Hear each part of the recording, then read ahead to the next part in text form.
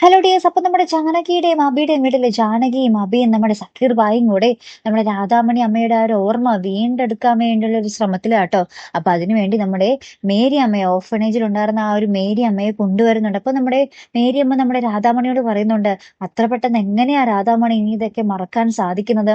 അവിടെ ആകെയുള്ള ഒരു കൂട്ട് ഈ മേരി അമ്മ അല്ലായിരുന്നോ എന്നൊക്കെ ഇങ്ങനെ പറയുന്ന ഒരു രംഗങ്ങൾ തന്നെയാട്ടോ കൂട്ടുകാരെ നമുക്ക് അവിടെ വെച്ച് കാണുവാൻ സാധിക്കുന്നത്. അപ്പുറത്താണെങ്കിൽ നമ്മുടെ തമ്പി പ്രഭാവതിയോട് പറയുന്നുണ്ട്, പണിയെടുത്താലേ ജീവിക്കാൻ പറ്റുള്ളൂ എന്നിപ്പോ പ്രഭയ്ക്ക് മനസ്സിലായില്ലേ, അപ്പൊ പണിയെടുക്കാൻ തുടങ്ങിയല്ലോ അല്ലേ എന്നൊക്കെ ഇങ്ങനെ നമ്മുടെ പ്രഭാവതിയെ കളിയാക്കി പറയുന്ന രംഗങ്ങളും, ഈ തമ്പി നമ്മുടെ പ്രഭാവതിയെ കളിയാക്കുന്നത് കേട്ട് നമ്മുടെ അപർണ ഇങ്ങനെ ഭയങ്കര പുച്ഛച്ചിരി ചിരിക്കുന്ന ഒരു രംഗങ്ങളും തന്നെയാട്ടോ അപ്പുറത്ത് നമുക്ക് കാണുവാൻ സാധിക്കുന്നത്. അപ്പൊ എന്തായാലും നമ്മുടെ രാധാമണി അമ്മയുടെ ഓർമ്മ തിരിച്ചു വന്നാൽ അടിപൊളിയായിരിക്കും അല്ലെ പ്രേക്ഷകരെ?